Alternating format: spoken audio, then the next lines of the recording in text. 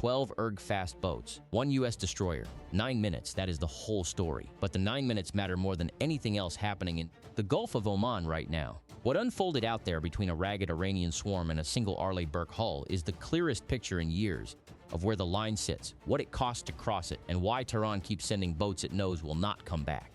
The destroyer is holding station on the blockade line, turning back Iranian-flagged vessels one by one in a slow, procedural rhythm that has become routine in these waters. The crew has done this before. The officers on the bridge have the checklists memorized. And then, on the surface radar, something different shows up. Not a tanker skirting the edge of the exclusion zone, not a fishing dhow running dark. A spread of fast contacts, 12 of them, fanning out from the Iranian coast and accelerating directly toward the ship's beam. No radio calls. No warnings. Just speed and mass bearing down on a single hull. That is the moment this story begins, and what happens in the 9 minutes that follow is not what the IRGC commander planned. Stay with this, because the numbers that come out of those 9 minutes are not just impressive. They are a structural argument about the entire Iranian naval strategy in the Gulf. And there is one detail buried in the tactical sequence that still does not sit right. Something about the swarm's geometry that raises a question the IRGC has never fully answered. To understand what the destroyer was facing, you have to understand what an IRGC fast boat swarm is designed to do, and more importantly, what it is designed to make you do. The boats are relatively simple. Fiberglass-hulled high-speed craft in the 25 to 30 knot range, some faster with upgraded outboards. They carry rocket-propelled grenades, heavy machine guns, and in more sophisticated configurations, anti-ship missiles or torpedo tubes. Individually, none of them is a serious threat to a warship. Doctrine is not about individual threat. It is about saturation. Send enough boats fast enough from enough angles, and you create a decision problem that overwhelms the crew before the weapons can respond. The theory is called swarm tactics, and on paper it is genuinely dangerous. Studies from the 90s and early 2000s, including some that kept U.S. Navy planners awake at night, concluded that a coordinated swarm in confined waters could potentially saturate close-in defenses and land hits on a major surface combatant before it could respond to every vector. Simultaneously, that analysis is real. The threat is real. What the IRGC has spent 20 years misreading is the word coordinated. A swarm of 12 boats charging in a ragged line from a single coastline, guns forward in daylight, is not coordinated. It is a charge. And the Arleigh Burke sitting in the Gulf of Oman is not a frigate from the 1980s. It is one of the most capable surface combatants afloat, crewed by people who have been running drills against exactly this scenario since before. Most of the IRGC fast boat crews were born, 12 boats against one hull. The math looks overwhelming until you understand what that hull actually contains. The destroyer carries a Mark 38 Mod 2 25mm chain gun, a stabilized, radar-directed autocannon that fires up to 180 rounds per minute and can engage surface targets at ranges up to 2.5 kilometers. It carries a 50 caliber machine gun battery along the rail. It has an MH-60R Seahawk helicopter on the flight deck, armed and ready to lift. And somewhere above, on a combat air patrol track, an FC-18 Super Hornet is orbiting. This is not a ship caught unprepared. This is a ship waiting. The IRGC's commander may have looked at those 12 hulls and calculated mass. What he did not calculate was time. Here is the complication that recasts everything about this engagement. The swarm did not launch from a staging area close to the blockade line. Signals intelligence had been tracking the fast boat pens for the better part of 48 hours before the charge. The destroyer's Combat Information Center knew the boats were coming. The crew had been at modified general quarters for over an hour before the first radar contact appeared on the surface screen. This was not a surprise attack. It was a prepared defense meeting a predictable charge, and that changes the entire meaning of what the IRGC was actually trying to accomplish. Because if Tehran knew the U.S. had surveillance on those pens, and they did, then the swarm was not a serious attempt to sink a warship. It was a message. The question is whether the message landed. Let us walk through what the 9 minutes actually looked like, from the moment the contacts appeared on radar to the moment the last boat turned back toward the Iranian coast. Minute 1. The surface radar picks up the contacts at approximately 18 nautical miles, 12 distinct tracks spreading laterally as they accelerate. The Combat Information Center logs them immediately, and the watch commander initiates the contact protocol. Radio calls go out on the International Guard frequency, the standard hailing channel in these waters. No response. The boats do not slow. They do not alter course. They push through 15 knots, then 20, then higher, fanning into a rough crescent with the widest boats trying to push around the destroyer's flanks. The executive officer calls the flight deck. The MH-60R Seahawk begins its start sequence, rotors turning within 90 seconds. Minute 2, the contacts are inside 12 miles and closing. The destroyer begins a slow turn to present its narrowest profile to the approaching swarm, reducing the beam aspect that makes a large surface.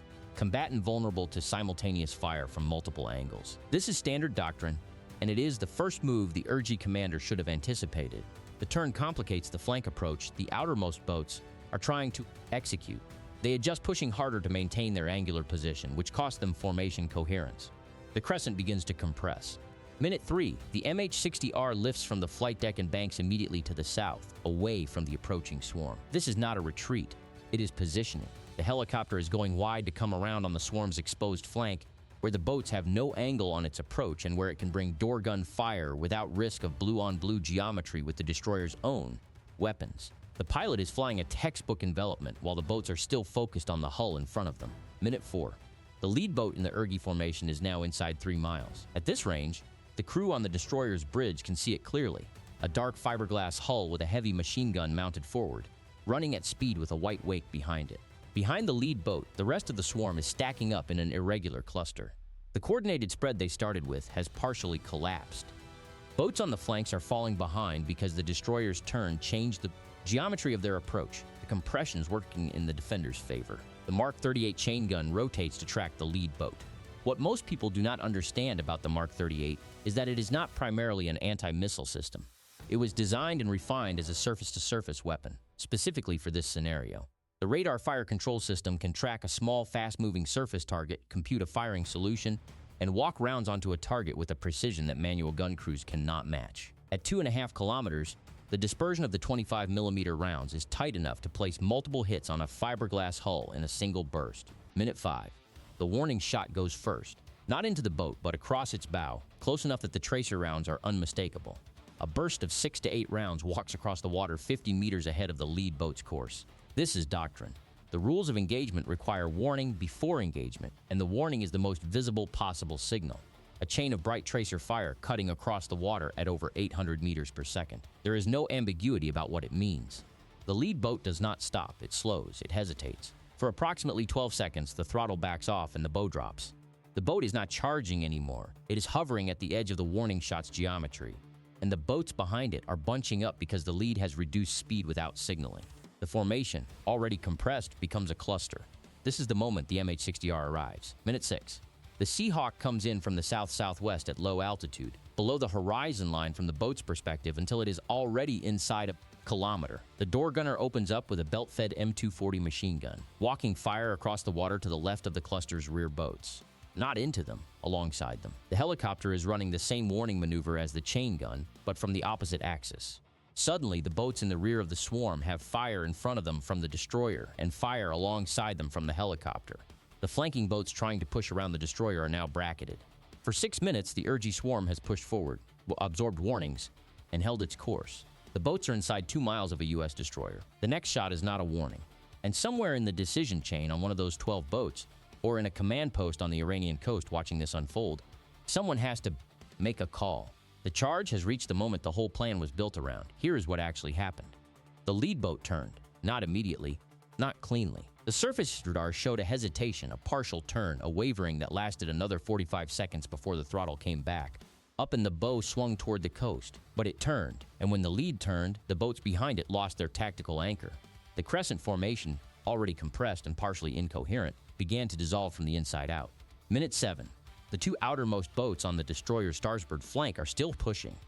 They are the fastest boats in the formation, the ones that spent the most time trying to get around the destroyer's beam, and they are now at close range and separated from the main cluster by several hundred meters.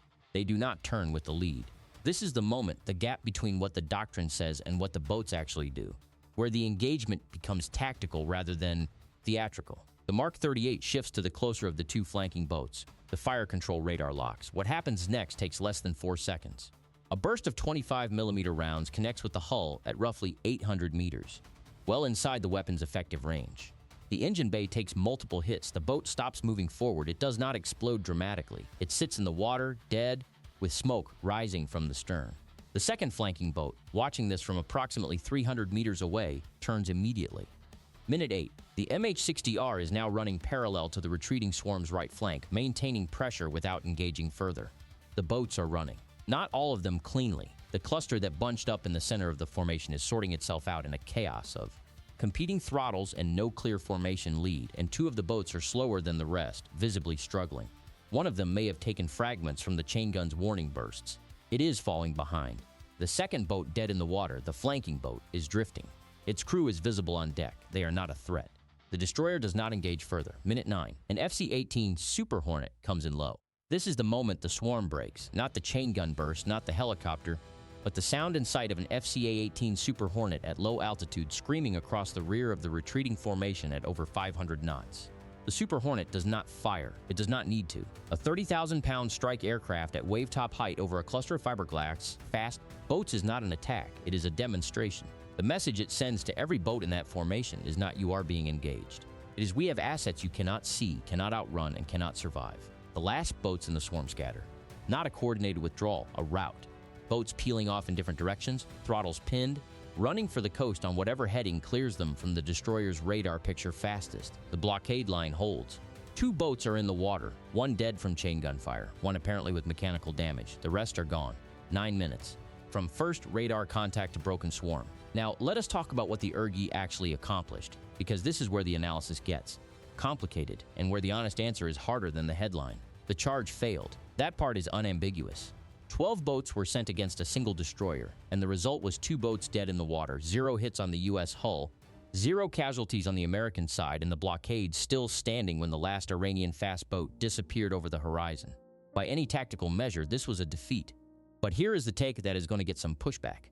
The IRGC did not send those boats expecting to sink a destroyer. They sent them expecting to create a decision point, to force the U.S. into an engagement that would generate imagery, political cost, and international attention. And in a narrow sense, that worked. We are talking about it.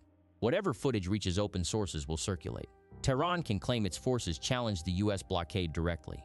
That is a different kind of currency than tactical victory, and it is the currency that keeps the IRGC relevant domestically when the blockade is cutting into Iranian exports and the civilian economy is feeling it. What does not work, and what has never worked in 20 years of this doctrine, is the part where the boats get close enough to matter. The gap between "we challenged a U.S. destroyer" and "we damaged a U.S. destroyer" is exactly the gap that the Mark 38, the MH-60R, and the FC-18 Super Hornet exist to maintain. The IRGC has never closed it. The question is whether they believe they ever can. Most people assume Iranian fast boat doctrine is primarily about the tactical threat, the actual possibility of mass saturation overwhelming a U.S. ship's defenses. But the evidence points somewhere else. Look at the pattern of these engagements over the past decade. The boats charge, get within warning shot range, absorb the warning, and turn. Occasionally one gets hit. The engagement ends. The blockade continues. This is not a force trying to win tactically. It is a force trying to demonstrate relevance at an acceptable cost. And the cost of 2 fiberglass hulls and their engines is, from the IRGC's budget perspective, essentially nothing. What strikes me about this pattern is what it reveals us about institutional incentives inside the IRGC. The fast boat commanders are not strategists. They are operators executing a doctrine written in the 1990s for a different threat environment against a U.S. Navy that did not have the Mark 38 in its current configuration, did not have the MH-60R in the numbers it fields today, and was not running air assets on continuous combat air patrol over every blockade enforcement station. The doctrine has not kept pace with the defense. But the doctrine continues because the charge generates internal political value even when it fails externally. Put yourself in the shoes of the IRGC fast boat commander watching the lead boat turn in minute 6. He has 12 hulls. He has a U.S. destroyer in front of him that just put tracer rounds across his bow. He has a helicopter on his flank. He has no air cover, no missile cover, no support asset that can engage the destroyer from a distance. His options are advance into a weapons system that will engage him before he can close to effective RPG range or turn. The doctrine says advance. Physics says turn. He turns. And the doctrine claims that as a demonstration of resolve rather than a tactical failure. That framing has kept this pattern going for a generation. The blockade holds. 2 IRGC boats are in the water. But in the command center on the Iranian coast, the debrief is not about what went wrong. It is about what message was sent and whether Washington received it. That is the loop that has to be broken. And breaking it requires understanding something about the blockade itself that the engagement off Oman has now put back on the table. 2 boats dead in the water in the Gulf of Oman is a line item in an IRGC maintenance budget, not a strategic loss. The crews, if they survived, and the evidence suggests they were recovered, are not publicly acknowledged. The boats are not officially confirmed. Tehran's official posture on these engagements is almost always silence or vague statements about defensive maneuvers in Iranian territorial waters. The domestic audience gets the version with resolve. The international audience gets ambiguity. The U.S. Navy gets 2 hulls to recover or leave in a blockade that costed 0. This is the asymmetry that makes the Gulf of Oman genuinely dangerous over the long term. Not because the IRGC fast boats are winning, but because they are losing cheaply enough that the pattern can continue indefinitely. The constraint is not material, it is political. What would it take to actually break the pattern? That question has been sitting in CENTCOM planning documents for a long time. The short answer is that tactical success at the engagement level, which the US achieves consistently, does not automatically translate into strategic deterrence because not optimizing for tactical outcomes, it is optimizing for persistence. 12 boats charging and being repulsed costs Iran almost nothing. 12 boats charging and actually landing hits on a US destroyer costs Iran everything. Not because of the tactical result, but because of the response it would trigger. So the IRGC runs the play that generates domestic political value while staying carefully below the threshold that triggers a response it cannot absorb. The destroyer's crew knows this. The officers in the Combat Information Center know this. The problem is that knowing the opponent's calculus does not automatically produce a way to change it. I went back through the after-action pattern for IRGC fast boat engagements in the Gulf going back several years, and one detail kept nagging me. The boats that charge most aggressively are almost never the ones carrying the most capable weapons. The missile-equipped fast boats, the ones that represent an actual anti-ship threat, stay back. They stay in port, or they operate far from the blockade line, or they show up in satellite imagery staged but never forward deployed during an active provocation. The charge is always the cheapest boats with the lightest armament, which means the IRGC is running a protocol, not an attack. The sophisticated weapons are being held back for a different calculation, and the question of what triggers that calculation is the one that should be keeping planners awake. There's also a technical constraint on the US side that the engagement off Oman quietly surfaced. The Mark 38 chain gun is a highly capable close-in surface weapon, but it is a single mount on a single axis. Against 12 boats coming from multiple angles simultaneously, it can only engage one target at a time in its effective close-range fire mode. The engagement worked in large part because the swarm compressed, because the boats bunched up instead of maintaining their spread, and that compression was partly a result of the destroyer's turn and partly a result of poor discipline in the IRGC formation. Against a genuinely coordinated swarm that maintained its spread and approach geometry, the chain gun would face a harder problem. The Navy knows this. The answer is the helicopter, the air asset, and layered defense, which is why the MH-60R was in the air before the boats got inside 10 miles. But the doctrine requires the assets to be there. If the air asset is not available, the calculus changes. The Super Hornet's low pass in minute 9 deserves more attention than it usually gets. The FCA-18 was not there by accident. Combat air patrol over blockade enforcement stations is resource-intensive. It requires tanker support, crew time, and persistent tasking from CENTCOM air operations. The fact that the Super Hornet was overhead in minute 9 means the entire defensive architecture was pre-positioned. This was not a reactive defense. It was a prepared defense. And the IRGC commander either did not know that, which reflects a significant intelligence failure, or did know it and sent the boats anyway, which reflects something else entirely. Here is what nobody expected about the 9-minute timeline. The engagement was over before the Super Hornet made its pass. The swarm was already breaking when the FC-18 came through. The Hornet's low pass was not the decisive moment. It was the punctuation mark on a decision that had already been made on the Iranian side. The boats turned because of the chain gun and the helicopter. The Hornet arrived after the outcome was determined, which means the engagement was won in the first 8 minutes by a surface crew and a helicopter crew, without the air asset firing a single round. That is a more significant result than it might appear. It means the layered defense held at its first 2 layers, the ship's own weapons and its organic air asset, and the third layer never had to be used. The system worked exactly as designed. The blockade is still standing. The boats are gone, but off the Iranian coast, in whatever facility the IRGC Fast Boat Command uses to debrief its operations, someone is looking at the results and deciding whether to run the play again or whether this time the calculation is different. And that decision, made in a room we cannot see by people whose reasoning we cannot fully model, is what the next engagement in the Gulf of Oman will be shaped by. What does this engagement tell us about the future of the Gulf of Oman, the blockade, and the overall pressure campaign that CENTCOM is running against Iranian maritime activity? The honest answer is both more reassuring and more concerning than the headline suggests. More reassuring because the defense worked cleanly, worked fast, worked at multiple layers, and produced 0 U.S. casualties while neutralizing a 12-boat swarm. The Arleigh Burke class, with its current weapons suite, its organic helicopter, and its supporting air assets, has a genuine capability gap over the IRGC fast boat force that tactical surprise alone cannot close. The 9-minute timeline is not a fluke. It is the expected result of a mature defense meeting an immature offense. More concerning because the engagement did not change the strategic behavior. The IRGC will replace the 2 lost boats inside a month. The crews, if recovered, will debrief and return to duty. The doctrine will continue. The domestic narrative of Iranian forces confronting the American blockade does not diminish because the boats turned. And the blockade itself, while tactically unbreached, is operating under a persistent pressure that requires continuous resources to maintain. Will Iran escalate beyond fast boats? Comment, because that question is the actual strategic hinge here.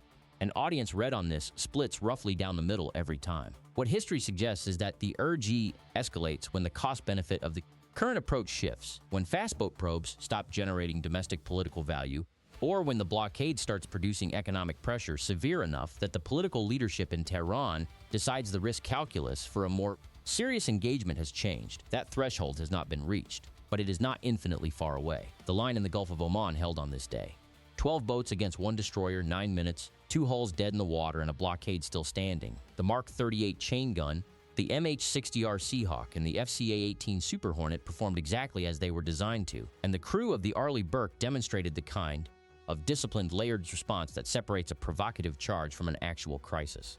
There is a detail from the debrief that sticks. Not the engagement numbers, not the weapon performance, but the 12 seconds when the lead boat hesitated after the warning shot. 12 seconds where an IRGC commander held throttle and looked at tracer fire across his bow and made a calculation. He turned. What he saw in those 12 seconds, the chain gun, the helicopter banking in from the south, the knowledge of what was orbiting overhead, is the entire argument for what deterrence looks like when it actually functions.